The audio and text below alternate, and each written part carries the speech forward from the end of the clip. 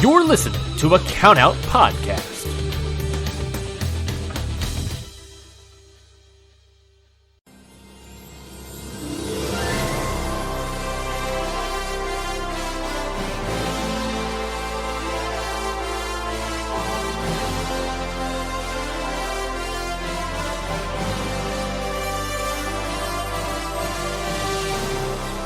Hello, everybody, and welcome to The Ballot, the only show where the Hall of Fame conversation starts first. I'm your host, Ryan Knightsey. That's an opening I've never done on the show before, but I'm doing it now for the first time.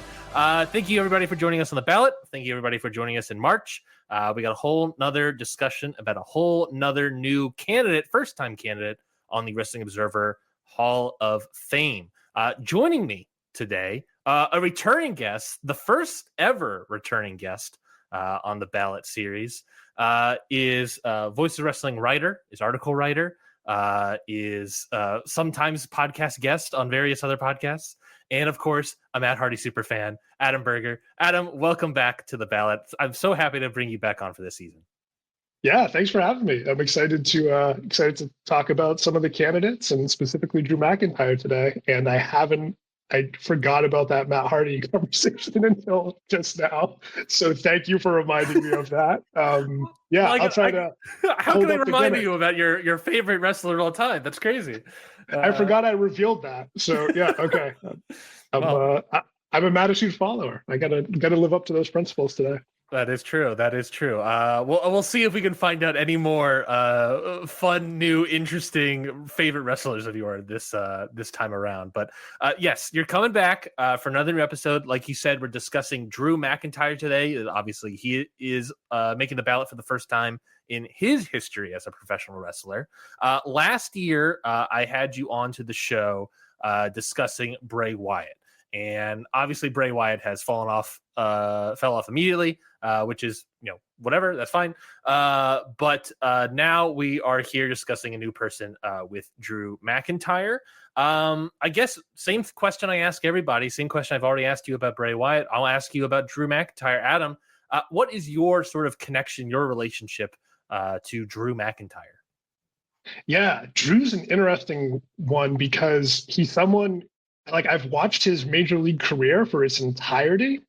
So, a lot of these candidates, when, you're a Hall of Fame voter, you got to do research on them or to either like either entirely because you've never heard of them before, like, especially if you're voting in historical or rest of the world. Mm-hmm. But even for modern candidates, some of the modern candidates go back a couple of decades or might have periods of their career where their work is highly regarded, but you might have missed a lot of that potentially. So you want to, go back and watch to acclimate yourself with it. But Drew's someone, there's a little bit of that with him, which we might get into, but sure. He's someone who's basically like, I haven't seen much from before he was in WWE, but from his career, in 2009 when he debuts in WWE until modern day, someone, I've followed regularly in real time.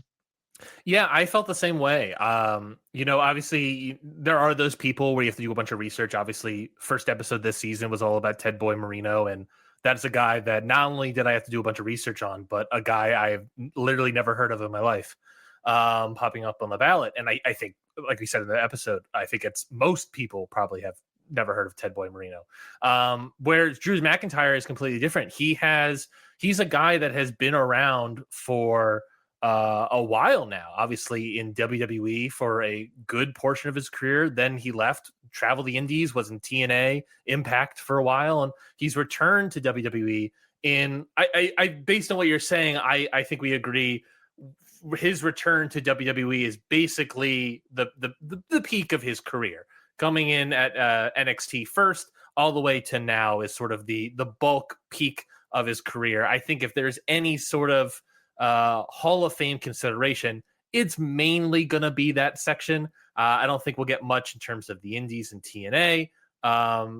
We obviously have discussions, and I think obviously the sort of mid-card, lower mid-card run he had previously in WWE we just kind of shuffle that over to the side. But that's there is an interesting aspect of that I find is interesting. Yeah, I think he's a fascinating candidate. I think he is an interesting person to be added to the list. Um, I guess we'll just go through the various different categories of ballot induction that Dave has laid out.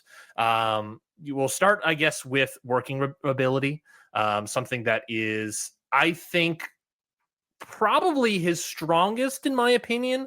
I find him to be a really good wrestler, but I'd love to know what you think about Drew McIntyre and his in-ring.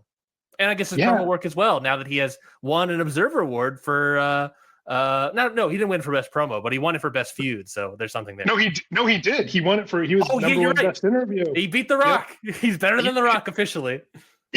Officially. Yeah. He was won number one best interview this past year, even over The Rock. Rock won most charismatic, but Drew was the number one best interview. I think most charismatic is what I was thinking of, but yes. Yeah, and then he also had, to your point, he won a feud of the year for his feud with CM Punk. They were number 5 in match of the year for their Hell in a Cell match, and then I think that was it for. I always track the top 5s anyway for the Observer Awards. When you get to 10, like there's some guy. There's not a whole lot of votes for some of those, like number 10. You can always get some weird stuff sneaking in, in the bottom. But for the major ones, the top 5, it's all, people who did like a lot of really great work that's, recognized by the Observer readers who tend to, it's always going to have a Western and English speaking bias, I think, to them. But at least for those, fans who watch a lot of wrestling, it's always an accomplishment. It means that, to me, that the wrestler did something that resonated and was really high level. So honestly, that's like the best year of his career. Like the only other top 5 placement that I tracked for a major award was in 2020. He was number 5 for best wrestler of the year. So honestly, like this past year's like that's the biggest strength of his case, because he had such a great year, and it was at the biggest promotion in the world when they were doing really well.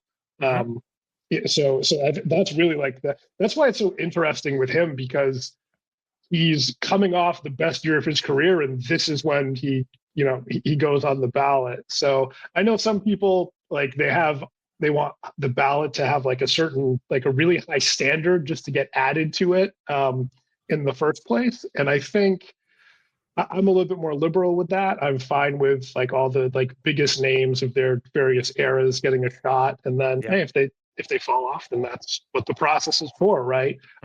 Before this year, I might have had a bit of like, hey, really, is he really worthy of being on it? But this past year, I'll say, like, if he has like, a handful of similar years to that one, then I think he could potentially be like a really serious contender for it. But I'll say with the past year, at least, I think, okay, like, yeah, he's definitely someone who's worth talking about and discussing and breaking down, and worthy of consideration. Yeah, I totally agree that his past year's his best. Obviously, Observer Awards respond to that as well. Other various award sites put him over as well. For, Voice of Wrestling had a match of the year, I believe, in top 5. I think definitely top 10. He was up there. Yes, he was definitely the highest WWE match for sure. It is his. I think his best year for sure, both in ring and promo, especially. I think he really upped his promo game this year as well, and just, I guess, overall wrestling character work and all that stuff really up this year. And then obviously you brought up 2020 being another big year for him. The obvious caveat is that the majority of his big year is simply in the Thunderdome. I think he has 2 world title reigns during 2020 going, I think, into 2021. And he, I believe, is never champion in front of a crowd, I think, other than entering the arena as champion, if I'm not mistaken. But ultimately, a big milestone career for him that is sadly just one of those things that I think throws everyone in for a loop for the Hall of Fame discussion of how do we calculate the COVID years? So, but I think it's a tough one for him, I guess. Yeah, and I think you introduced in-ring, but as natural, I'm just going to derail it and see where it takes us. Hey, I set up a rail. I don't care if it gets thrown off. That's fine. But I think that's interesting especially from like just talking about his overall candidacy and his drawing case. Like, Yeah. it's tough that his reign, like that was supposed to be his big thing, right? Where he's, like I think I have him, like you could argue he's in the main event of like about 20 pay-per-views or something like that, or Yep. PLEs or whatever. But then when you look at like how many of them were in front of COVID crowds, it's like almost half, basically. Yeah. So it's like, how do you weigh that? Like they're obviously like it's not his fault necessarily that their popularity was in free fall then, because nobody liked watching COVID wrestling, right? And there was no Yeah. attendance, right? And then your point, like literally, I think he won the Royal Rumble in front of a crowd, but then he won it at the pandemic WrestleMania where he beat Brock, which was just at the PC. Yeah. And then he loses it to Lashley a year later, which they did have a crowd there for that. But Yep. then I think he headlined a couple other pay-per-views against Lashley after that, but they were in the Thunderdome, and Yep. then he's like the end of like basically like literally once he's out of the main event scene, that's when they start like going back to crowds again. So that poor guy, man, just like the worst timing imaginable for his big run there. It's almost, in terms of the sort of milestone championship runs, it's almost Shingo-esque, where it's just sort of like, when you look at that case, it is like, well, all of it kind of, especially the drawings aspect of it, all of it happens pretty much inside the Thunderdome. Obviously, he becomes WWE World Heavyweight Champion again at WrestleMania in front of people, but then holds the title for, I think, 10 minutes? So we're also going to throw that out, basically. So it's the situation where he is, in terms of drawing, it's a very difficult thing. At the end of the day, you can maybe go off of TV ratings for him, but that is something that I think historically has not really been done from many people in the Wrestling Observer Hall of Fame voting body. And even then, it is during the Vince McMahon era where, ratings are kind of sliding a little bit. So that's just the difficulty there as well. Yeah, because really that pandemic period is when he starts headlining. Like I think he might have been, I think I have him, like I guess he was part of a 6-man tag at Fastlane 2019 against The Field, or he was in 2019, he was in the Money in the Bank match too. But like, that's it really from before. Like, and he wasn't a headliner before he got elevated into that one in 2020 and won that Royal Rumble. And then, after the pandemic, which, extends through the first half of 2021, he did like the next year, 2022, like, okay, he had the big Clash at the Castle, right? I think even that's actually probably his like crowning jewel, but part of that's just WWE hadn't done a show like that in Europe in forever. And I believe that was the first one they did in decades. Yes. So I think that added to it as well. So it's the tough aspect of who do I give the credit to sort of situation of modern WWE. Yeah. So he was who they chose to headline that. So, obviously he warrants some credit for that to some degree anyway. I don't think you can say he does everything, but, he was Roman's opponent for that show. And I think everybody expected that too. Like when they were buying the tickets, I think, okay, like maybe they didn't know that, but they probably thought, hey, Drew's going to have a big match. He's probably going to be in the main event or co-main event or something. So that probably did motivate some people to buy the tickets. So he deserves some credit for that. But then, after that, like, I guess later that year, he's in the Survivor Series War Games match. But then it's really like a whole year between, like headlining programs for him, because he spent most of 2023 like feuding with Gunther, for the IC title. So, it's really like that.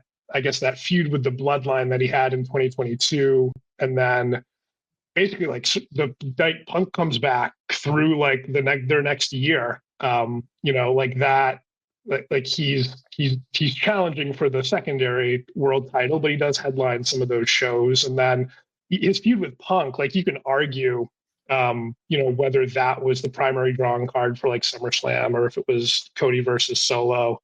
Or like that Roman's return. I heard several times. Roman just coming back. Yeah, Roman just coming back. But I would say like those are the two, biggest matches anyway. So he deserves some credit for that. And hey, like doing over 50,000 for SummerSlam, like that's, SummerSlam, it's not like Mania where it's historically been a stadium show forever, like that's definitely that's a feather in his cap for sure. And then, it's like the Bad Blood show as well.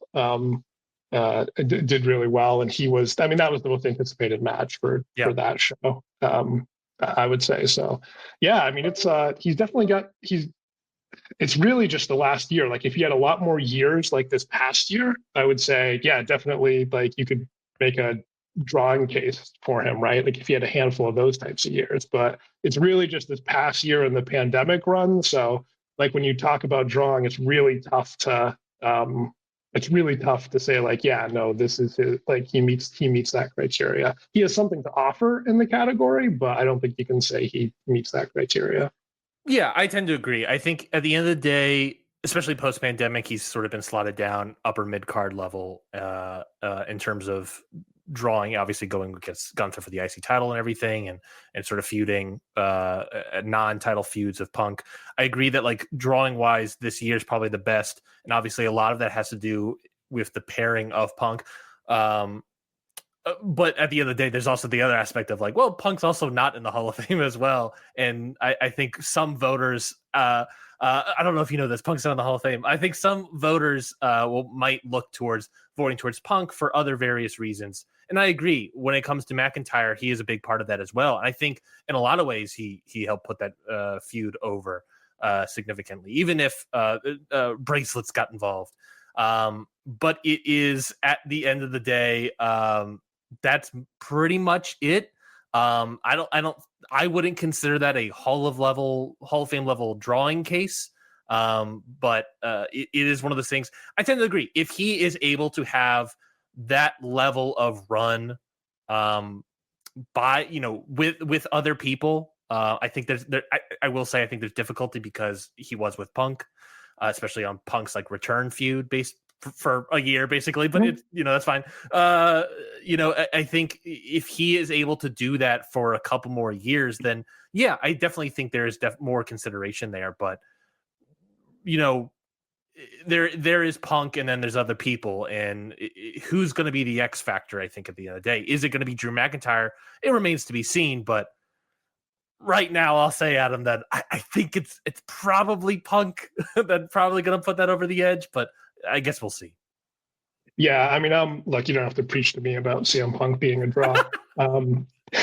This year only helped. yeah. I mean, I voted for him the last few years. So I mean, I think he's an obvious Hall of Famer, and probably one of the, at least, him and Cody, I expect them both to go in this year. But I would say, it takes two, though, to make a difference like that, especially to, potentially overshadow the world title program that exists. That's not something that happens that often. It does happen, but not that often in WWE.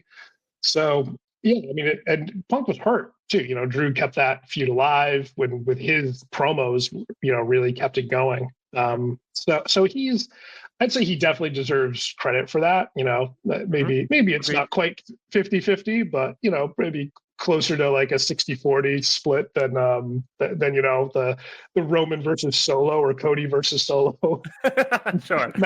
matches. Yeah, no, I agree. I do agree that he's definitely a big part of that, especially compared to other feuds at SummerSlam. I definitely agree that he's part of it. I think it's like at the end of the day, it's just going to be the more evidence will come out in terms of what percentages you want to give it as the years go on, especially now that he's been shuffled off to SmackDown, and for added star power, I guess you can say, for SmackDown, and see where he can go with feuds from there. Obviously, I think you brought up a great point. Basically, if we're going to tie it back into wrestling ability, having that promo ability to basically keep a feud alive for, I don't remember how many months, but several months while one guy is completely injured. Obviously, Punk is no slouch in terms of the promo compartment, and he can certainly cut promos despite the injury. But the fact that he's able to win over The Rock, right, over CM Punk of last year, I think showcases how much he adds to that sort of that drawing ability of their feud, especially it then becoming feud of the year. Now, I think this year is a good year for his mic work. I think previous years have been fine to good. I think that's fine. And then in terms of wrestling ability, I think he's a really good wrestler. I am a fan of Drew McIntyre. Generally speaking, I do enjoy his work. And I think his work for the past couple of years has been really, really solid. I've at times greatly enjoyed it. I mean, like you said, at the highest he got previously in 2020 was 5th place for the Thez Flair Award, and 4th place actually for US and Canada MVP as well that year. So he does have a good case in terms of wrestling ability. But beyond that, what else do you think Drew McIntyre might bring to the table? His wrestling ability is interesting because he's always been someone. Well, I shouldn't say always. I should say since he since 2014 or so when he was released from WWE, like he had potential early on, but then I mean his mid-card push even only really lasted for like a year and a half in WWE, and it wasn't like he did anything incredible. Like he did some good stuff, and he had potential, but then the last like 3 years of his run, he's like either just floating or like he had like a losing streak storyline that I remember. Like he got I think there was a Royal Rumble where he got squashed by Brodus Clay in like 2 minutes. Like that's bad. And then he's in 3MB for multiple years. So honestly, like his comeback from that is extraordinary. Like I don't remember anyone else doing anything like that. Like someone that WWE just completely jobbed out and gave up to that degree. Where like there's been people who they've released who have come back, but someone that they just completely like killed their credibility for years and then just let them go, like to come back and make it to the main event. Like it's like inspirational, honestly. I mean, I will just say Cody Rhodes. They never killed Cody. They never killed Cody that bad. Like I would agree. I think if at best Cody Rhodes probably gotten down to the low mid card with like a Stardust. I don't think he ever got like basically was a jobber, as you said, with Drew McIntyre. Well, he also quit. They didn't fire. Like they didn't want to get rid of him. He left because he was like, I don't see any upward mobility. But they might have like kept him around forever if he didn't care, right? Like they might have just kept him around forever in spots like that. He'd still be doing Stardust and R-Truth like segments or something potentially. But yeah, I definitely think he's gotten better in that bounce back. And developing himself on the indie scene, and I guess we can say in TNA as well, and I guess the European scene as well, really helped him a lot significantly, not just in terms of wrestling ability. I think the additional strength and pounds and all that stuff he's added was able to add into his working ability to be more of a powerhouse kind of guy. I think that kind of helps him out a lot. I feel like he was more of an all-around guy beforehand, but putting on some more mass, adding into that powerhouse mobility kind of wrestler really added to that. And then being able to come back and be able to put that on the bigger stage in WWE, I think really is really solid. It is really solid, really commendable. I definitely agree with that. He worked with, I think he also just he joined WWE relatively early in his career. Like I know he started training young and he wrestled for a while, but before he got to WWE, so it wasn't like as short as it might seem based on his age. But I mean, he's in WWE for a long time, and they really hammer, especially back then. They really had like a specific style they wanted people to work, and then when he's in the like working in Evolve, for example, and he's working with like Tony Nese and Chris Hero and Roderick Strong, and honestly, a lot of guys he ends up working with a few years later in different places. Tommy End at the time, we know as Malachi Black now. Just like all sorts of different people. It's Ricochet, I think too. Gargano as well. Gargano. I was gonna say we were talking about him as a worker. I forgot to reference my stats that I love to use. Where Cage Match has him at 36, I think for a minimum of 20 votes. Cage Match has him at 36 matches, rated 8 or above, and 3 of them over 9. One of them is a match against Johnny Gargano that I've never seen before from 2015. So I gotta find that one. Yeah. and look that up now. Actually, the WWE Vault YouTube channel just posted like 2 hours of Drew McIntyre matches from Evolve. I guess because Evolve's coming back now, so get some cross promotion going there. So I'm actually going to check that out to see if there's anything that like stands out in that. But and then Dave Meltzer has them at I have 58 like 4-star matches or above. So he's got some, it's not the highest, when you compare him to someone like Sami Zayn who fell off the ballot last year. He doesn't compare to him in that respect, but that's clearly like a lot of like really good work too that a lot of people rated very highly. So it's not like I think this is an interesting one. It's like, is he a Hall of Fame level performer? I've never really thought of him that way, but Same. it's not, when you look at it closer, it's like, oh, he might not be that far off from it. And maybe if he does have like a handful of more years of doing great work, and especially if he like keeps up like his, top tier promo mobility as well, maybe, like a few years from now, you can make that case a little bit more strongly.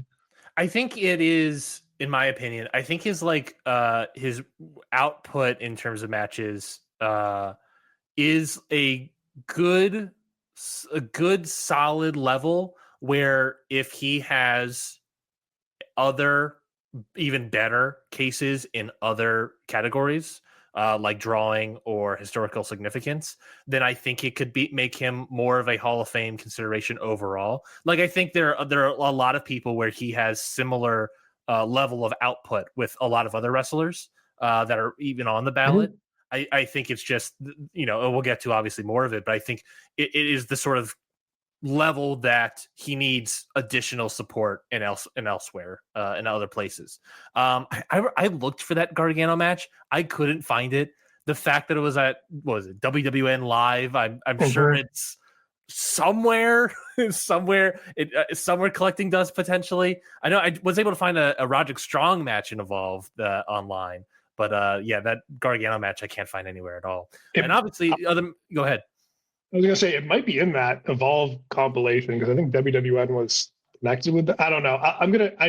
I saw at least one Roderick Strong match in that Evolve compilation. So there might be some great stuff in there. Wasn't able to check it out before we were talking today, but I'll definitely do that. And I want to find that Gargano match too because I'm just intrigued by what that looks like exactly, especially like in 2015. It was like what that looks like with 2015 Johnny Gargano against 2015 McIntyre. I'll say it was pretty good. It was pretty good. That also just made me think. They did a WWE NXT YouTube page where they started like uploading all the NXT like premium live events and various shows of NXT. I wonder if they're going to do like a WWE Evolve page and finally like mass upload this sort of backlog of Evolve. I don't know if we'll fully. I'm not sure if we'll get it, but I would love that. No, I don't think you can watch it anywhere. There's Evolve on Peacock, I think, or at least it used to be on the network. But I don't think it's all of it, or at least it was all of it. Yeah, it's definitely not all of it. Like they had, there was a lot of Evolve. Oh yeah. I think, like I said, he has a really good case. And like I said, I do really enjoy his work. And I think that you almost need a little bit more of it, but I think you also need more credentials in other spaces. We talked about drawing power. It's tough to really sort of maybe put something together for him. So maybe that's not the place. So let's look towards historical significance. Obviously, historical significance in a positive manner. How do you think Drew McIntyre does in that sort of category? Yeah, there's a couple people always interpret this in a lot of different ways, which I think is fair. I think there's a lot of different ways to interpret historical significance. So one is, okay, like did they change the industry in some way, like either business-wise or in terms of like being like an innovative worker where they influenced, like future generations of wrestlers in terms of like how they wrestled, right? I don't think you can really say that with Drew. Not to say he's a bad worker or anything. Like we just talked about how much we liked him, but I mean, it's hard to work like Drew McIntyre because not too many people look like Drew McIntyre.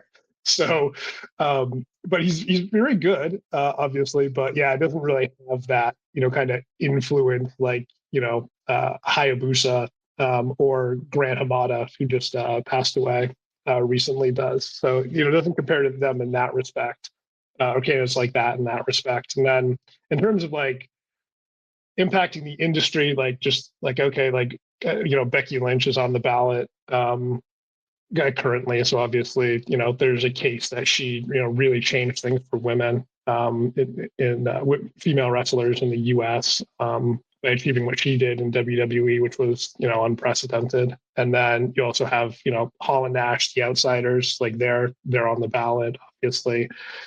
Without them in the NWO, like, is there even an Attitude Era? Who knows? But then also without them, maybe WCW doesn't die. I mean, I think it would have anyway, but they deserve both credit and blame. I think more credit. I think more positives than negatives there. Sure. I'm an advocate for them, but anyway, that's neither here nor there. Drew, I'll just say Drew doesn't, looking at it from those two lenses, like he doesn't really tick the box for any of that. So it's like, okay, is he, as a worker, is he like significant in terms of just how great he was? Like, was he like the best worker in the world for any period of time? It's like, no, I don't really see that. He's very good, but not quite at that level. Yeah. He was the best promo last year, which is great. But that's the first time he's ever, really been recognized at that level. So, and then in terms of drawing, like, he's had a great year this past year, but, even that year, as you mentioned, like Punk, Cody, Roman, The Rock was around. Like, he's not necessarily at the top of the list when it comes to the reasons for that, that I guess if you want to call it a boom period, which, I think that's valid, but this, very high level business, popularity. And he wasn't the one who like caused that either, right? He was, part of the ensemble cast that kind of kept it going, helped it reach, new heights, but he wasn't, that's more Cody, and the Bloodline when you look back at what really kicked that off. So I would say historical significance, that's probably his weakest one, honestly, like if I'm looking at this. So overall, I'd say like he's a candidate who has something to offer in drawing and work, but he doesn't clearly meet either of those criteria. So it makes it tough to say like he's worthy of induction, at least right now. He just had the best year of his career. So in the future, who knows? But yeah, I'd say right now, he's not someone that I would vote for. You said two words there that I think really sum up Drew McIntyre in a lot of ways, and that was ensemble cast. I think like, I in the past year, like doing a lot of these shows and talking to various different people and really thinking about the Hall of Fame, something I've sort of come around to describing the historical significance category is like someone that is important or maybe mentioned a lot or whatever in the canon of professional wrestling.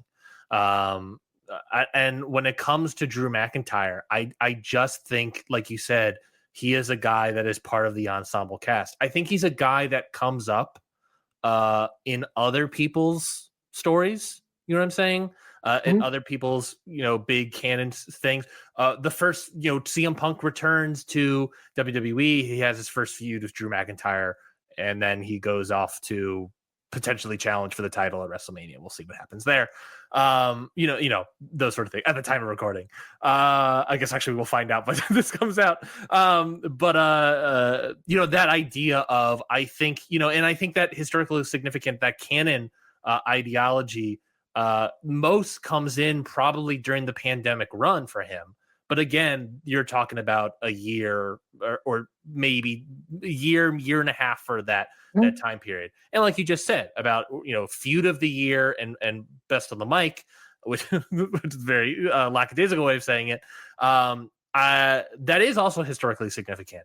But the tough part about it all is we're looking at like 1 year, 2 years maybe for Drew McIntyre, and you're looking at the pantheon of Hall of Fame level careers. 1 to 2 spotty years to me is not going to be enough. Well, even look, like I think, I wrote a column last year about, rating guys relative to their contemporaries. What a transition And this being up, and folks.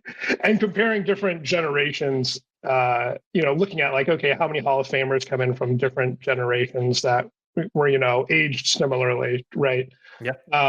But even when the reason I like to do that is because one was just to try to figure out like, okay, like standards in the industry changes over time. So it doesn't necessarily make sense to hold hold modern candidates to standards that reflect an industry that no longer exists and hasn't existed in a long time. And the point that I made in the column was I brought up like Bill Russell and Will Chamberlain. For those who don't follow basketball, they were like two of the absolute best players of all time in basketball, but they played in the NBA in the 50s and 60s. And so like if you look at their rebounding stats are absolutely insane. Like they're so much higher than everyone else that's ever played and ever will play, and nobody is ever going to touch them.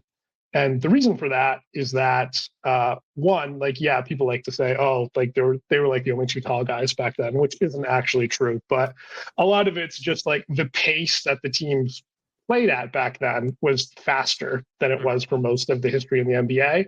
And also they were far worse shooters then. So there was more rebounds. There were just so many more rebounds to get. Yeah. And they played all the games. They didn't get injured as much, and they didn't or maybe they did, but they just kept playing anyway. So they also played for a long time, even though like they didn't play more games than everybody, but they had very long careers with so many more rebounds available for them to get, and they got them, right? So that's why it's like, okay, you wouldn't say like someone's a bad rebounder now just because they don't compare to them. You'd compare them to, okay, like where do they rank relative to like the people that they played against, right? So even just doing that with Drew, like looking at like people that have been on the ballot and fell off, like, okay, like Kevin Owens and Sami Zayn were on last year. They fell off. Like Seth Rollins has been on before and he fell off. So Bray Wyatt will bring him up. Okay. Well, I was going to follow that up with, do you think Drew has a stronger case than those guys? Bray Wyatt, I think maybe. Yeah, probably. I'll do a quick. This isn't a hot take. This isn't anything. I'm just gonna say, Bray Wyatt does have world title runs that are in front of people that we could actually track versus Drew McIntyre. I'm just gonna put that. I'm not saying it's a better case. I'm not saying that at all. Listen to the last episode. I'm just saying that that we can better put something together on Bray Wyatt, even though I think it's bad. He's sold a lot of those Fiend belts or whatever. I gotta hide them. I gotta hide them all behind me. I'm quickly throwing things away. I quickly take off my hurt heel hands. But yeah, no, I agree. I one of the reasons I also brought you on, not only because I think you have great insight and I love talking with you, was I really enjoyed this article. It came out last year on voicesofwrestling.com. Are Wrestling Observer Hall of Fame voters too hard on modern candidates is the title. That's what I meant by teeing up a transition. One of the reasons I wanted to bring you on also is because I wanted to talk about this article with you. I think it was really well made argument for the sort of harshness isn't the word, but sort of this maybe harder, larger limit we add to the most modern of modern candidates, that most modern generation of modern candidates, compared to even people that are in the modern U.S. and Canada category, but are able to, have a lot more people of that generation. And I totally agree with that ideology of comparing it to people within their generation. The business has changed significantly. I'm doing a series called Hustle Loyalty Retrospect. This is my little plug on patreon.com/CountOutPod, where I'm going through the career every 2 years of John Cena. And I'm at this point I just finished the script of the next episode, which has come out last month, confusingly. Next episode last month, about 2001 to 2002 for John Cena. And the career moves at such a lightning speed for John Cena or not even John Cena, but like everyone in that period is crazy. He starts 2001 as a SoCal indie wrestler, and he ends 2002 a rapper on SmackDown. So his entire OVW run is inserted in that as well. Inserted in that period, obviously, is WWF buying WCW, which took place 9 days after his last indie match. There's just this thing where the business is moving so quickly. By the time he gets to the main roster, Hogan's there, Kurt Angle has shaved his head bald, Brock Lesnar is the next big thing, and they're switching titles like constantly and moving quickly. My only point there is that the speed of wrestling back then, in terms of everything that's happening, is moving so quickly. Nowadays, you'll have people in developmental territories for years. Sami Zayn, as someone mentioned in Hall of Fame last year, in NXT for 3 years, and a lot of I think Hall of Famers will discount that. John Cena started wrestling and went onto the main roster in 4 years. Sami Zayn was in NXT for 3, and that's not counting any of that a decade and a half that he had on the indies, obviously starting in 2002 for him.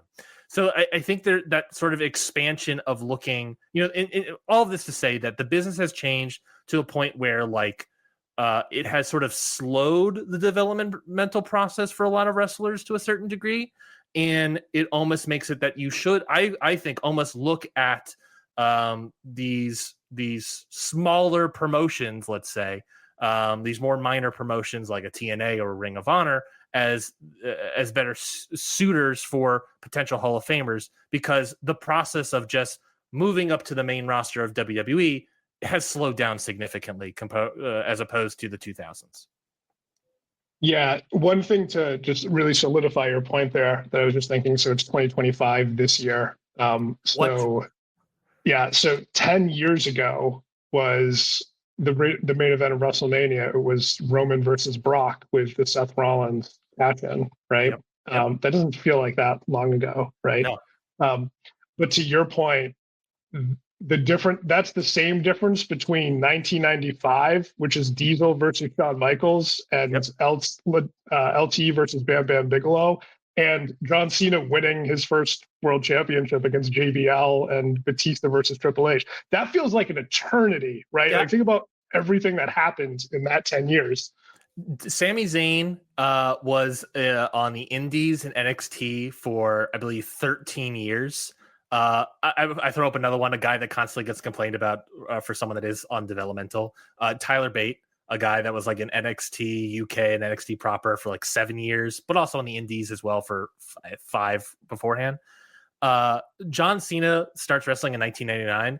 If he had the same sort of length of time as Sami Zayn of indies, NXT for 13 years, John Cena would not have debuted on the main roster of SmackDown until 2012, which is an insane idea to think about. Well, do you remember there was some, oh my God, what show was it? I don't think it was MTV True Life, but it was something like, I just remember there was some show back then that was talking about like training wrestlers, and John Cena was on it. Yes, I do know. I watched for the Patreon episode, but go ahead. Oh, okay. So he's doing his prototype character back then. Yep. But when they show footage of him training in UPW, Samoa Joe is there. Yes. Like Samoa Joe's one of the trainees there. So it's like that's the perfect. I was gonna say that's the perfect like comparison point for what you're talking about.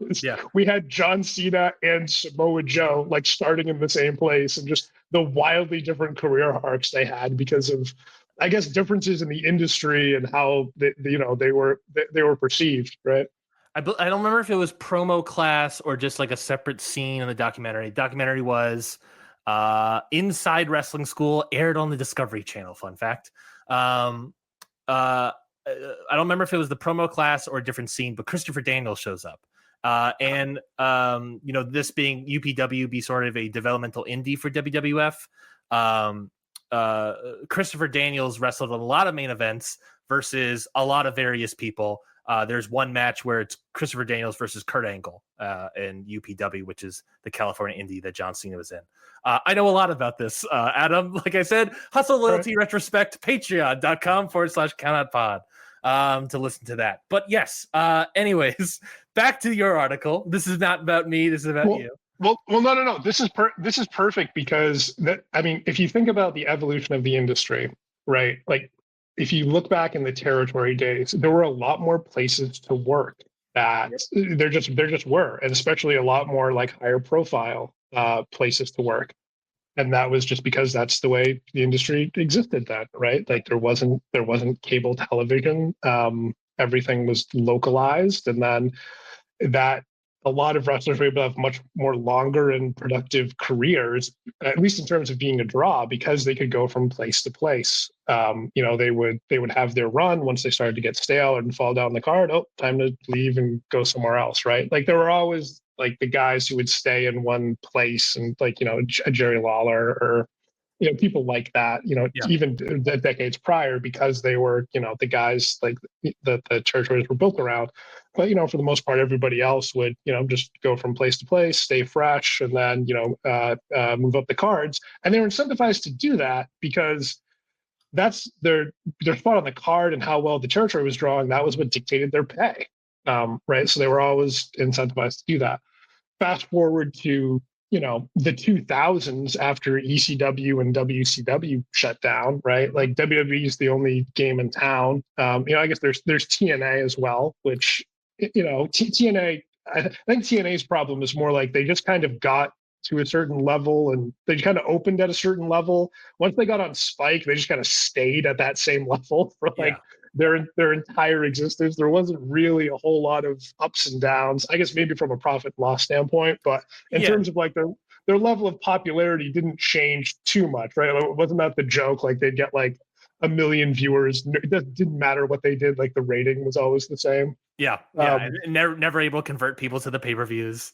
Well, that part was like that. There was definitely some poor creative choices in that, but they do 1 million viewers, and then like couldn't get 50,000 people to buy the pay-per-views outside of a couple occasions. So, but even then, like it's like, okay, so in terms of the incentives for the wrestlers, right? Like they were incentivized to either get to TNA and stay there, or get to WWE and stay there, because that's where they could make their money.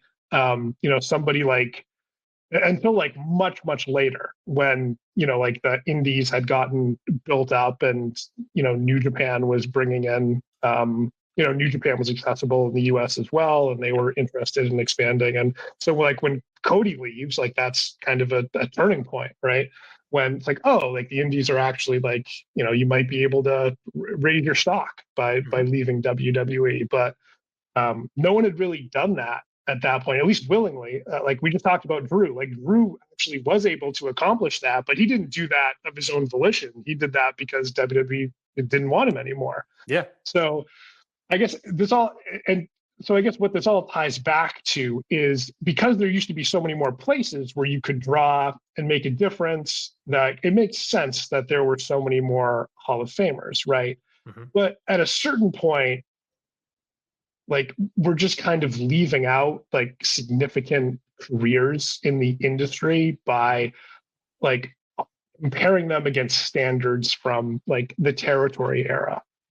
Essentially, like I think maybe the drawing period that you would need for a Hall of Famer, maybe that should be shortened, because if there's only a few places where you can be a Hall of Fame level draw, then inherently that place needs turnover on top, because they can't have the same people on top forever. They need to rotate people in and out. That's just the nature of wrestling and how it works. So like, I think that's something that I think some voters might need to, it might be well served for them to reevaluate. Like, okay, in terms of the time period of being a draw or on top, like what, even if it's more of an, like maybe it's just a few months out of the year for a number of years, like you can aggregate that together and say, wow, this is a lot, as opposed to, looking at someone from the territory era where they might have been like a consistent Hall of Famer for literally decades. Like there are a lot of people like that. Well, that's one aspect, right? I see we might need to reevaluate that a little bit for Mhm. modern guys to be more fair to them, because if we don't, then there's just going to be like far fewer Hall of Famers, and a lot of like the purpose of the Hall of Fame is kind of tell the history of the industry, right? So I think there's a lot of guys who have like incredible careers and were significant in their time. Like just as an example, like is it like with modern guys, like maybe like, like let's just say like the 10th or like 15th best candidate, right? Like they're not in the Hall of Fame, but then you go back to other eras that might have, 25 or 30 guys, or 35 guys, something like Yeah. that, in the Hall I of think in the Fame. piece you brought up Paul Orndorff being like the 27th and the 28th guy of like the 80s and 90s of that generation, whereas Roman Reigns and the Young Bucks are 7 and 8 Yes. in this the modern 2025 generation, let's say. Yeah, I'd recommend people read it because it's easier. Once you see it, it's easier to make sense of it than it is to explain it. It will be But linked down below. But basically, what I did was I took I looked at, I organized the Hall of Famers by what year they turned 35, or if they were a tag team, what year their tag team broke up, and organized it by like a rolling 10-year period. So just to see like, okay, so how many Hall of Famers raged 35 between like, this like 20-year period and this 20-year period. And the reason I did it that way was because if you just do like arbitrary hard cutoffs, then you might end up with some like really weird results where like there's 1 year difference, but like one group has like 20 more people than another. Yeah. But what I saw was, so basically like every Hall of Famer's in two of the groupings. But basically it's like, okay, there's around like 30 Hall of Famers like in the 80s and prior, right, when all the territories are around. But then once you get into the 90s, it goes down to about 20. Once you get into the 2000s, it goes down to about 15. And then once you get into 2015, like it's even less than half of that. And now we're in 2025, and there'd only be like a couple. I think it would be just the Young Bucks, Roman and Bryan Danielson. So like it's basically just showing like, okay, like we're not keeping up. At least if the rate of Hall of Famers is supposed to be similar across eras, then we're not necessarily keeping up with that. And to some degree, to me, that makes perfect sense because the Hall of Fame didn't start until 1996, and so a lot of its first 20 or 30 years obviously is going to be focused on catching up, right? Like, okay, like the industry has existed for 100 years. We're trying to catch up and honor everybody that should be honored and inducted to really tell the story of the history of the industry, who the biggest draws were, who the best workers were, who the most influential and historically significant figures were. But I think now we've gotten to a point where, okay, we've caught up pretty well. Like if you look at at least, looking at the historical US section, like these are people who have been talked about a lot for a long time. And so some of them are still getting in. Like seeing Johnny Rougeau get in last year was awesome. I thought he was very much deserving, and long overdue. So it was nice to see that. There's still some other people that I feel that way about, but it's not most of the category. I'll just say that. So at this point, I think it's more okay. Like let's also pay attention to the modern candidates.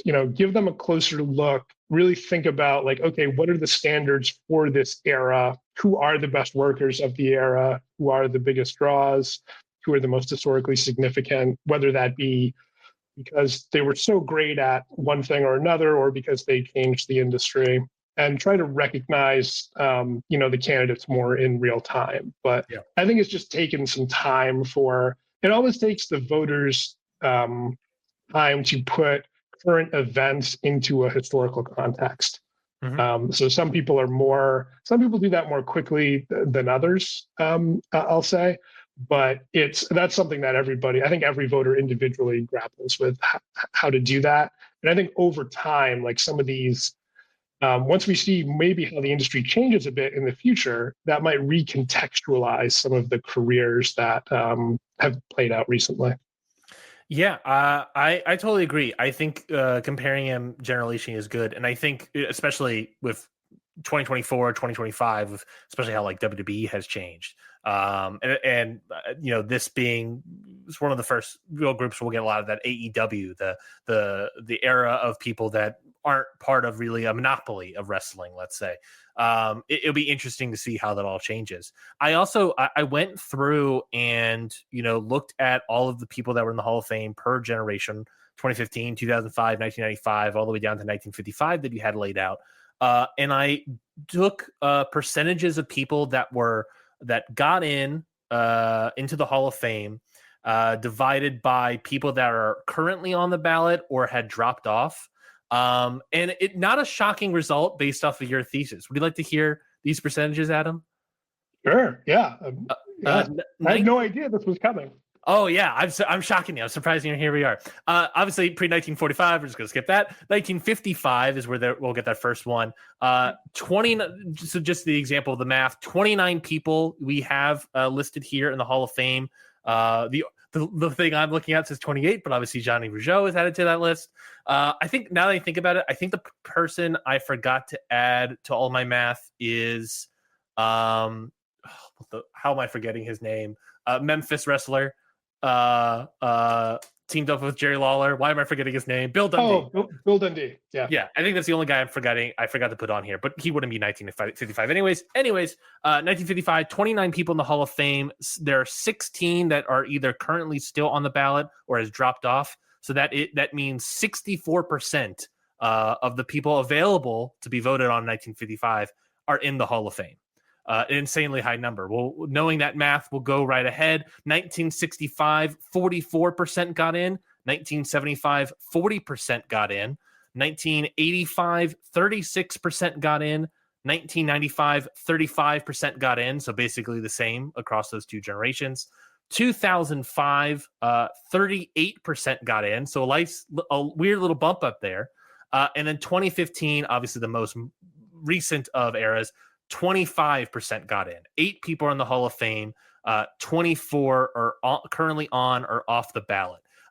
If Dave didn't add anyone else to that generation of ballot people, for that percentage to match 2005 of 38%, we would need to vote in 4 more people that are currently on the ballot without Dave adding any more new people. And I think, based on the people that you laid out as people that have never been on the ballot or not yet eligible, that would be part of this generation, these people are certainly going to be added to the ballot. So presumably that 25% that got in feels like it's going to get even smaller unless we, voters start ramping up and start looking at, generally looking at these newest candidates, not in comparison to, like you said, the 80s, the 90s, even the early 2000s to a certain extent.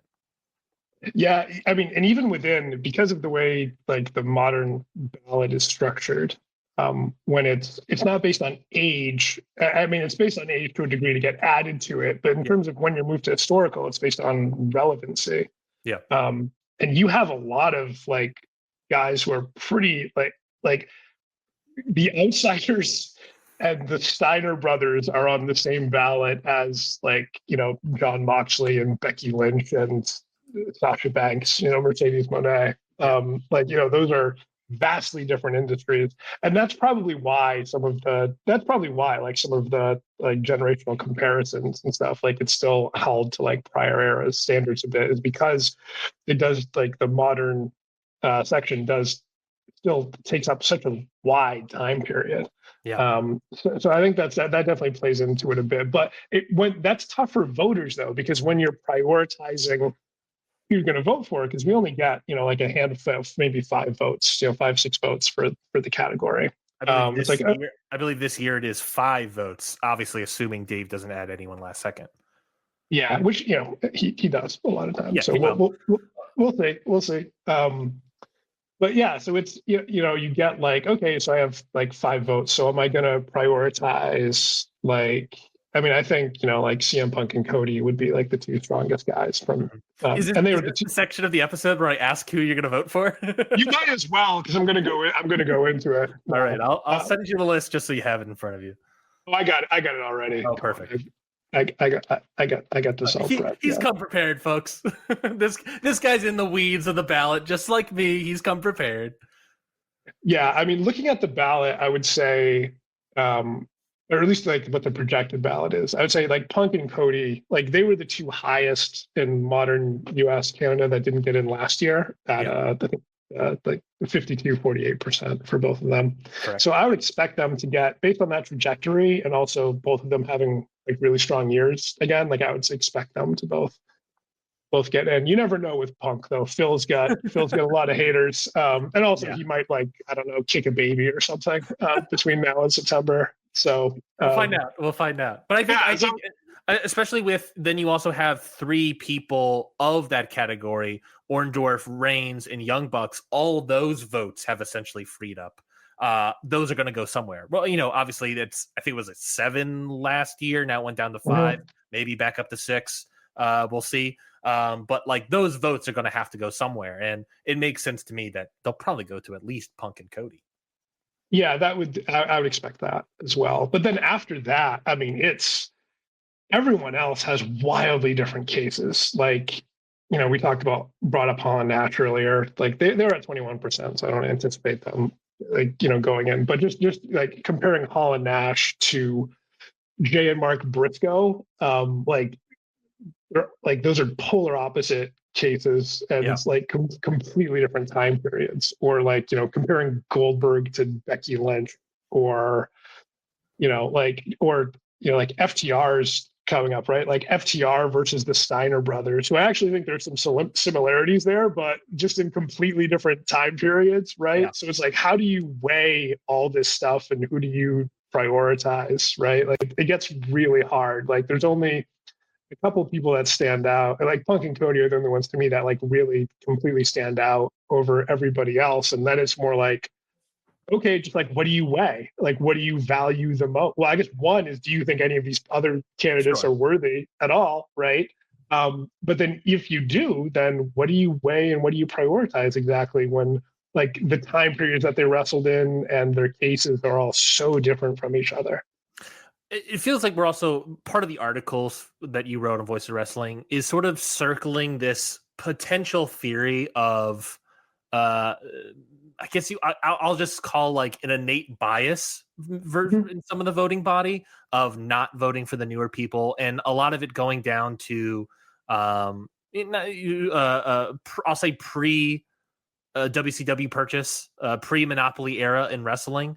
Obviously, Roman Reigns and Young Bucks going in kind of destroy that a little bit, but we're ignoring that for right now. But like this idea of maybe this potential innate bias or this preference, and where do you think that comes from in the voting body? It's tough to say, obviously, because we don't know everybody that's in the voting body. But why do you think there seems to be evidence to suggest that there is some sort of bias here?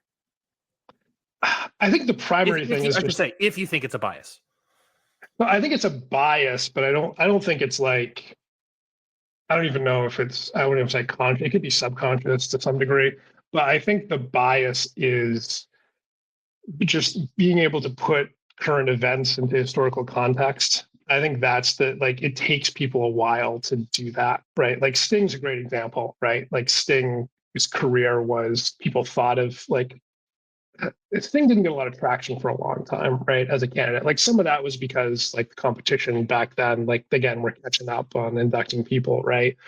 That was part of it, but then also people thought of it as like, some of that is Dave saying no. Yeah. Some of that was people just thinking, viewing Sting as a failure. But then I think over time people reassess that, because it was like, oh wait, like he's still relevant and like is a difference maker to one degree or another, like so many years later. So was the problem really him, or was it like the industry he was, more specifically the promotion he was in at the time? Is that why he wasn't as successful, right? To me, with that sounds weirdly similar to like a guy like Samoa Joe, like a guy that Mhm. that has significance in a lot of fashion, but like, it feels mostly on the promotion that he works for at the time. Yeah, Joe's a great guy to talk about that with because he's someone who reached the main event everywhere he worked, like no Yep. matter where it was. And then, he wasn't always like their biggest draw, but he was, he did reach the main event everywhere he worked, and he did a lot of great work too. And I think with him, like one of the things I'll say about him is that I think there was, at least there's like a 4-year period where he was one of the absolute best wrestlers in the world. And I think actually there was like a 1 or 2 year period where he was the best wrestler in the world, which I think helps him both from an in-ring and historical significant standpoint, because not a lot of people can say that. But so yeah, but that's an example, right? Like I think how Sting's career over time got looked at differently.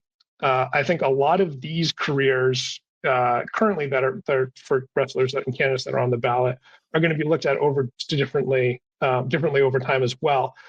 Not just from a drawing perspective, but I think from a work perspective too, because like to your point about John Cena shooting up and becoming like a megastar really quickly. Mm-hmm. Um, 4 years after he graduated college, by the way. Fun fact. yeah, yeah. But so back then, so he got on the track that I think a lot of prospects are going to get on now, that like AEW is competing for wrestlers with WWE. So people get signed a lot earlier than they used to.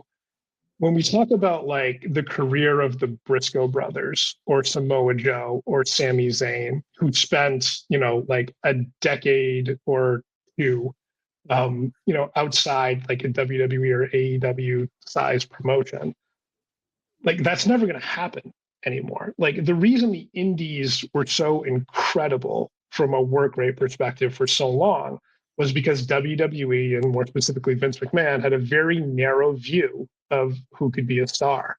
And there were people like CM Punk and Bryan Danielson and Seth Rollins, Kevin Owens, who changed that over time.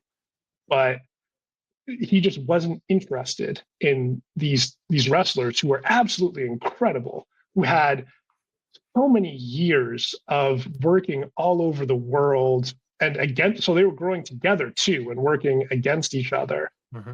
to put together these massive portfolios of incredible work before they even got on the national stage.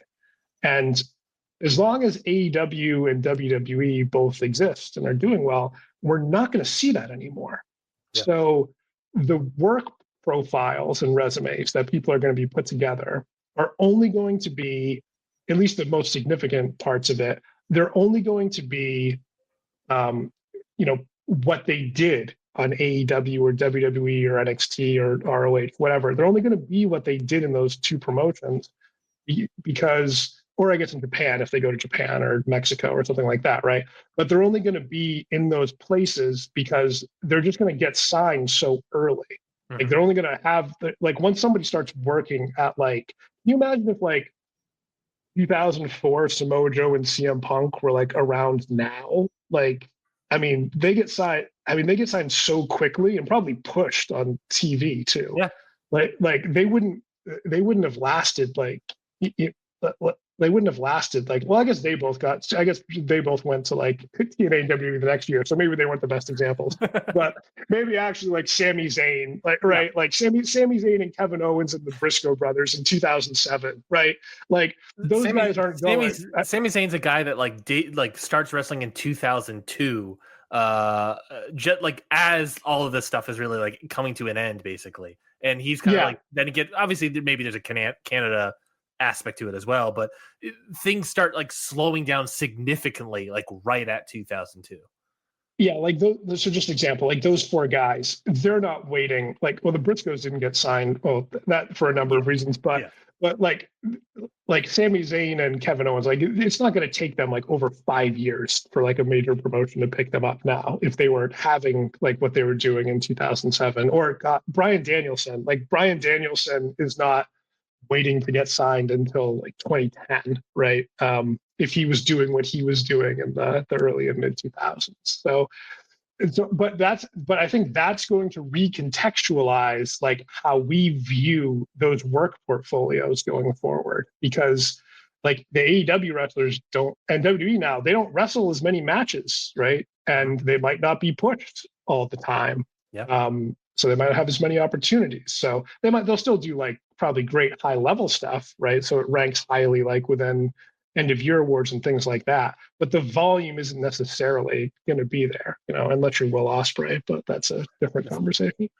That does make me think that like, and this is a whole another conversation for another day, but like, it feels like that would then lead to a decrease in like sort of the wrestling in ring working ability, right? If you have people that are, like I said with John Cena, obviously as an example, and he is a guy that graduates college, then in the fall starts wrestling on the indie scene, and then I believe 2 years later, or really a year later, gets like a developmental contract with WWF. And then a year after that, he shows up in OVW. And then a year after that, he's on the main roster. Like if we're back to sort of, or if we start shifting back, I should say, to a time period where more people are getting signed faster in terms of their development process, that almost feels like we're going to start shifting towards a decrease in wrestling ability, because these are people that will have less years of experience. Naturally, yes, less years of experience. Yeah, I mean, I think there's a real risk of that happening. Mm-hmm. Absolutely. I think that's something, I don't think we can see it just yet, because I think we're in that transition. I think we're currently in that transition. Yeah, because AEW's only been around for 5-6 years now, so a lot of the guys who, even the younger guys, like they still had time on like that really hot, deep indie scene that we were talking. Like Daniel Garcia, for an example, like he's still been wrestling a while. He's young, but he's been wrestling a while, so he was around in like the latter half of the the 2010s. So he did get a lot of work in, against some really good people. For a while, and that helped him prepare to take advantage of the opportunities when he eventually got them, right? So we haven't really seen a whole lot of like the people AEW training from scratch, like Jade Cargill and Hook, and like they're not going to be Hall of Fame workers like anytime soon, if ever, right? So, and but even to that extent, we'll never know, because they've only been wrestling for 3-4 years or so. So like, John Cena, 3-4 years is in OVW still. You know what I'm saying? Yeah. I guess that. Well, wait, hold on. You said what? They're still so early in the career that like you never know. Maybe Jade, this might say out there, maybe at this point in time, maybe Jade and or Hook will be the next John Cena. But when you compare it to what they were in versus like a guy like John Cena, and I keep bringing him up, but he was a guy that like at that point in time is like still in OVW training. Like they're still in the long stretch of history of professional wrestling, very green.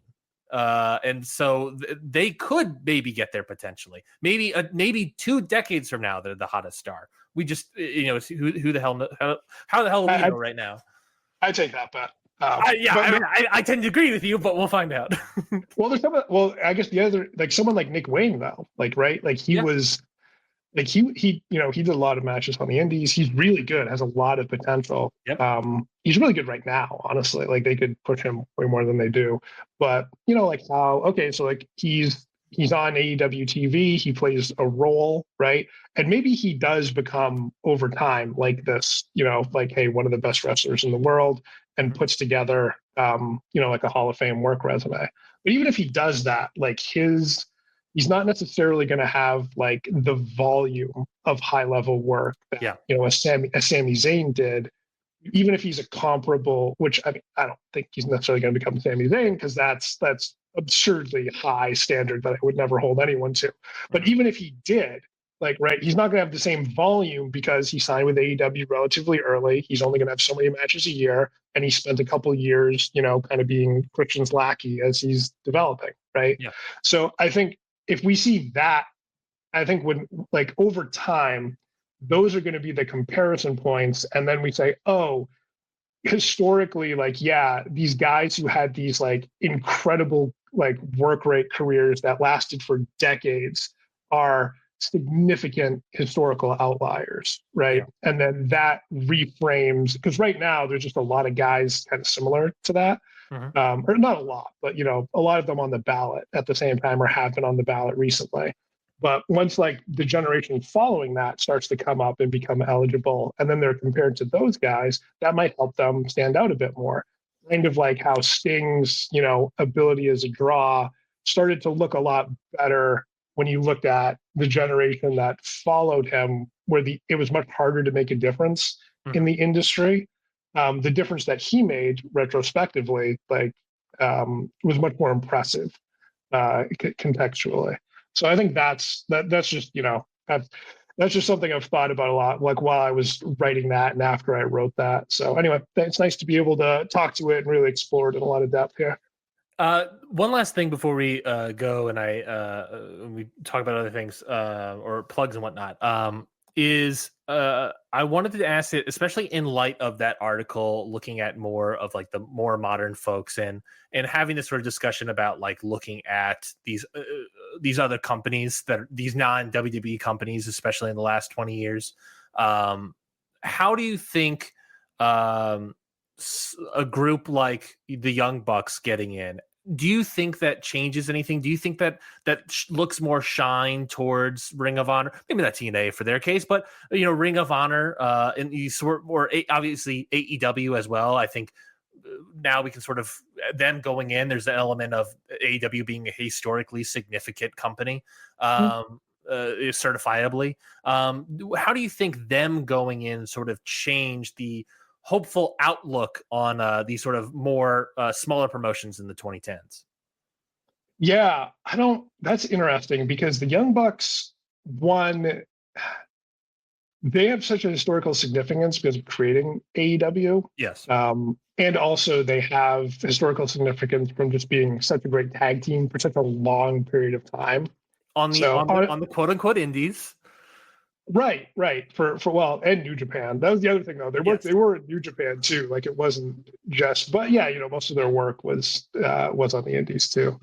So it's so they have those two things going for them, which gives them like a historical significance. I don't necessarily like I brought up like Samoa Joe being like one of the best wrestlers in the world for a few years. You can say that gives him historical significance. He didn't necessarily like change the industry though. Although some people might argue he did in some way, but I would hope that, that opens the door for at least work to be considered, for work that was great, that really resonated and was rated at a high level in real time for a team like the Briscoe brothers, as an example. I would hope that opens the door for them. I do think there's still just like there's tribalism between WWE and AEW fans, I do think there's, I don't want to call it tribalism, but I do think there's kind of like it does impact, I think, how certain voters assess candidates, like both those who are in WWE and those who like spend most of their career or all of their career outside WWE. Yeah.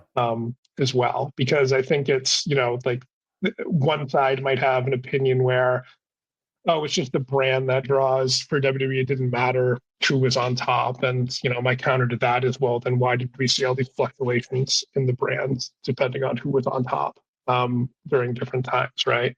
And then other guys would say like, oh, well, these guys never, didn't draw anything. It's like, well, because they worked in smaller promotions. It's like, well, okay, but like in the Young Bucks case, they led to the creation of AEW, which then did the Wembley show, which is, depending on who you're talking to, either the most attended show of all time, or at least in like the top 3 to 5, depending on how much you want to include North Korea. Depending what tattoos you read out there.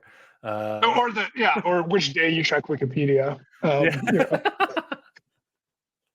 Yeah. No, I agree. I hope that it leads to it. I do agree that I think I don't want to necessarily say strongest is historical significance because obviously wrestling ability is up there for them.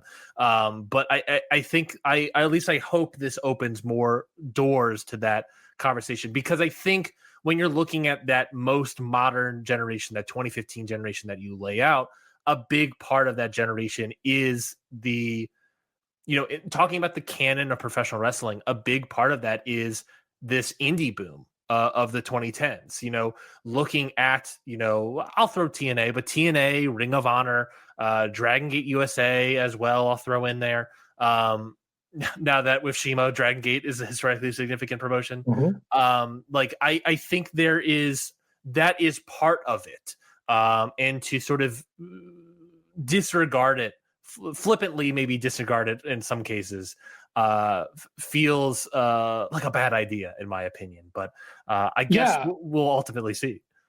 Yeah, I mean, I certainly get okay, maybe from a drawing perspective it doesn't necessarily help, right?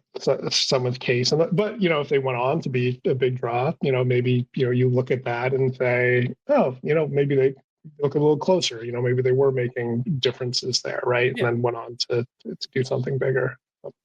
Actually, you could apply to Drew, just because he helped definitely, and when he was in the UK during those years he was out, he definitely helped some different promotions grow. Like the UK scene got very hot, and he was a part of that. He was a part of growing that. It really peaked. It peaked after he left, but he was definitely a part of. Well, that's not. But he went back to WWE, right? Like they wanted to bring him back, right? But he was a big part of growing that. And similarly, if you look at you brought up Dragon Gate. That's in Japan, so not really modern US. But Shima, obviously, that's one of the reasons he got it was because he grew this promotion from zero to, I guess you could say Toriumon before it, but he also outgrew Toriumon. So even if you consider that them the same thing or different, he was the primary drawing card for both for a really long time. So yeah, it's I would say at least, but even if you don't want to look at it from a drawing perspective, you at least have to say okay, the work in these places mattered because it was where the innovation was happening, and it also resonated in real time. People were watching it. It influenced the style of everywhere, right? Especially Ring of Honor. And Ring of Honor did have that was a pretty large platform. For a while. So I'd say at least from a work perspective, I think, those places that should definitely count and be considered. And hopefully that does help, a candidate like the Briscoe brothers who just in terms, again, like when I was bringing up before, in terms of volume, have an absolutely incredible volume of great matches for, 2 decades together. All right, I guess last 2 questions here to tie it all back to the ballot here. Drew McIntyre. Yes or no? Would you vote for him this year to be inducted into the Hall of Fame, based on what we discussed? I will not be not this year, but I think he might fall off, just similar to Owens and Zayn. But based on the way his career's going, he'll probably get added back in the future, and we'll reevaluate them. If the trajectory keeps going upwards, or at least laterally, then I presume he will also fall off. I imagine if the direction continues, then he'll probably get put back on at some point. There's a whole other aspect we could have discussed about, if things are getting longer and development processes are getting longer, that sort of goes hand in hand with a conversation about extending the age threshold. But that is a whole other conversation that we probably don't have time for. That maybe that's next year's episode. It's talking about the age quandary. Then the last little bit here is we kind of started it. Got distracted by a bunch of other things, but you had 5 votes. Who would you vote in? If not for Drew McIntyre, who would you vote in on this ballot? And if you want to do a bonus 6, just potentially, then you can as well. So I would say the people I voted for last year, that I voted for Punk and Cody. I'll vote for them again. I voted for Samoa Joe last year. I'll probably do that again. Because I'm, like I said, he was the best wrestler in the world for a while, and that's historically significant, and obviously in ring as well. And then I voted for Jon Moxley last year. Jon Moxley's fascinating because people always say oh, you don't want to vote for people too soon, right? And I've always been a very strong proponent of, no, when people are over the line, they're over the line. It doesn't matter. And I think he crossed the line already. I voted for him the last 2 years. I think, or at least last year. I think I voted for him the year before. because I think he was vital to AEW being successful early on. And without him, maybe maybe they don't get that TV deal before COVID hits, and then they're gone, right? And also just he did a lot of great work for a really long time. But he's definitely testing my theory and my conviction on that stance this past year. So we'll see if he's a strong 2019 to 2023. We can all agree. Yeah, he's really testing my resolve and conviction on that stance. I think so. I'll probably still vote for him, but I don't know. There's still a long way to go. We'll see how much he pisses me off between now and then, or disappoints me. After that, I think probably the Briscoe brothers. I think just because they were so great for so long. So I think probably them. So I think that those are probably my top 5. But look, I always love reading people's cases and seeing that might sway me one way or another, and maybe we get another vote and somebody else or something happens this year. So I don't know, we'll see. I don't know if the Hardy Boys are gonna if the Hardy Boys help TNA boom this year, maybe I'll vote for them. I don't know, we'll see. I guess there's an argument for the TNA boom. I almost put it more on Joe Hendry. As much of a Joe Hendry fan I am not. There's maybe an argument for Joe Hendry as well, but I don't know. Yeah, I that was more tongue in cheek, but hey, TNA, they're doing better than they have in a while. So Hardy Boys are part of that. They expanded their business. We got to look at which stars are popular, which stars are drawing to allow them to expand their business, right?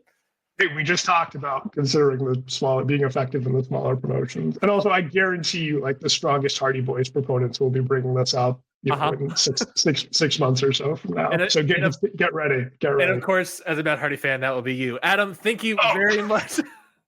Thank you very much for coming onto the ballot. We very much, this is a Only Man project. I very much appreciate you coming on to the ballot for the second time around. And I can't wait to have you on next year for, let me look at list, who would be a rough person to put on.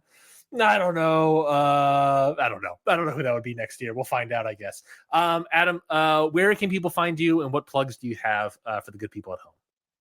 Yeah, I would just say, my work's up at voiceswrestling.com. You can just search Adam Berger, Voices of Wrestling. You can go to my author page. You'll see what columns I have. I don't write all the time, but when I do, it's usually about the Hall of Fame or taking a look at some big picture stuff in the industry.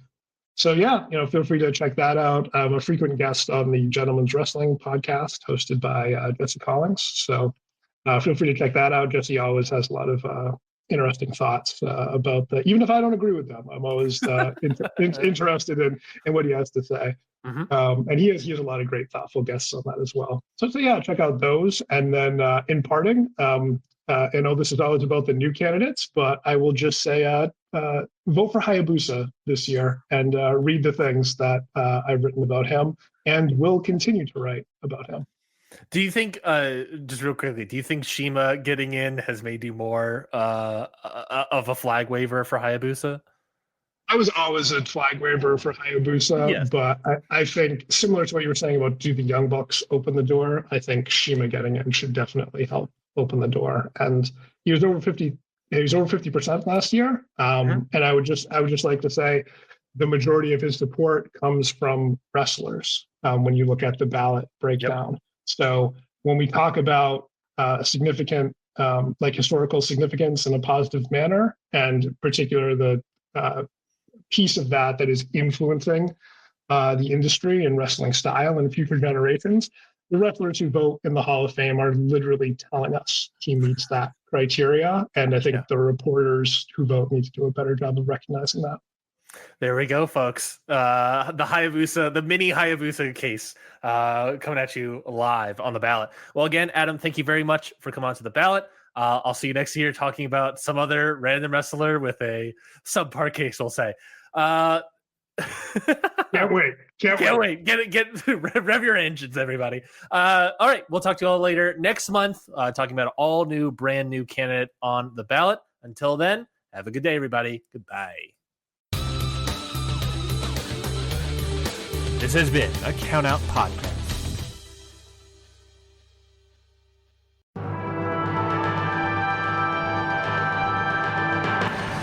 Hello, my name is Jessica and I'm the host of Jumping Knee-Pod, a modern day All Japan podcast.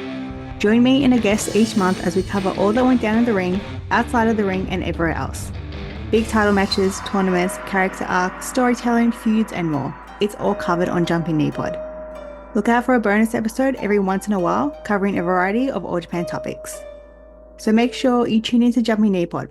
It's a new All Japan podcast for a new All Japan era.